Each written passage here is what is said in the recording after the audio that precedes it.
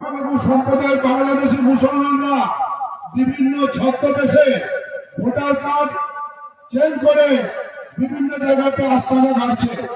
সেইভাবে যদি আপনাদের কোন এই ধরনের নাগরিককে আপনাদের সন্দেহ হয়, আপনারা তাকে আটকাবেন, ধরবেন এবং তার কাছে প্রকৃত সে আমাদের পশ্চিমবঙ্গের লোক কিনা এটা জানার চেষ্টা করবেন। কারণ চারদিকেই ছড়িয়ে গেছে, তারা পশ্চিমবাংলা থেকে বাংলাদেশ করার পরিকল্পনা করছে। একটা বাংলাদেশ বানাবার একটা চক্রান্ত এই তৃণমূল কংগ্রেস সরকার এটাতে অঙ্গাঙ্গি ভাবে জড়িত আছে। ফিরহাদ হাকিমের যে বক্তব্য, একদম দেশদ্রোহীর মতন বক্তব্য, তাকে অবিলম্বে গ্রেপ্তার করতে ঢোকানো উচিত।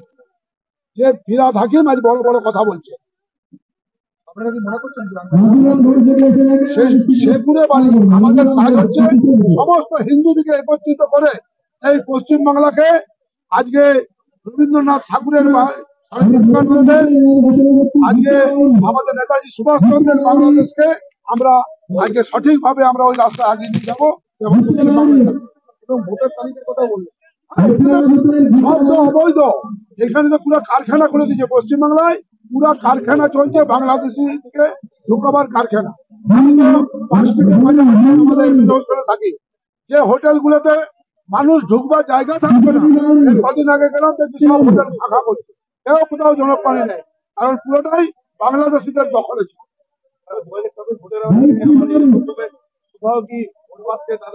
হ্যাঁ, তাদের এত আদর, তাদের এত খাতির যত্ন।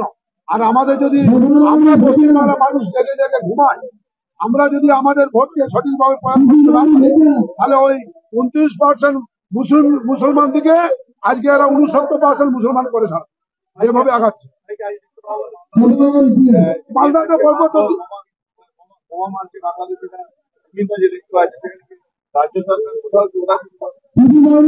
সম্পূর্ণভাবে রাজ্য সরকারের উদাসীনতা নয়, রাজ্য সরকার সক্রিয়ভাবে মদতে আজকে এই ধরনের জঙ্গি কার্যকলাপ বিভিন্ন জায়গাতে ঘটাচ্ছে এই বাংলাদেশি সংখ্যালঘু। অবশ্যই নতুন করে ভোটার তালিকা যদি না হয়, আমার এখানে যে এলাকাগুলো আছে আমাদের বিভিন্ন জায়গাতে দেখবো কত লোক আছে, আমরা কত লোক গেছি তারা সব আস্তানা গেড়ে আস্তে আস্তে যেমন রোহিঙ্গা দিকে এনে আদর যত্ন করে রাখছে, আর আগামী দিনে রোহিঙ্গারা এই রাজ্যটাকে দখল করবে। 26-এর আগে কি এটা করতে চাইছি আমরা চাইছি, আমরা আমাদের যেখানে বলার সেখানে বলেছি। সম্মানীয় আমাদের বিরোধী দলনেতা শুভেন্দু বাবুকে বলেছি বিষয়টা দেখার জন্য এবং বিধানসভায় তোলার জন্য।